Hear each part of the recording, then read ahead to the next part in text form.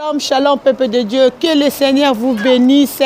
Et ça, abinoti, abino bolinga mingi, maman Anne, maman tolo nase, ma bonne deli, bien aimé les autres bien aimé les 18, les 19, le 20, bah maman botelema, ceux qui moi c'est à téléminda que télémaka, ceux qui moi c'est à télémbo que télémaka, bien aimé, bah comme ko banga na kombo na Yesu, bah kangi bisaka, bah pakati mbangu, bah komie. Mal à l'aise. Na makita mungu nazo sela ba foyer na biso butu na moi.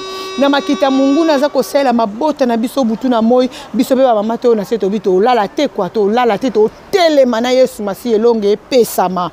Ba mama na invité bino na ba mama bosambela na ba mema na ba mama bosambela na mema te je vous invite les 18, les 19, le 20 novembre bien aimé et ko ngenga pote ya biso bana kalamba ibana mema e indaka te ya biso ngengaka na Yesu masi elonge ezali ba mama tolo na se ba mama tolo na se kaka libumu nzamba la kela biso mababa ite to ko bota na pasi yango to oske de ko sacrifier yango suka na makolo na nzambe ayo ke la biso ma akitisa ma na mabota na biso bye bye bye mama to mon année les 18 les 19 le 20 que le Seigneur vous bénisse.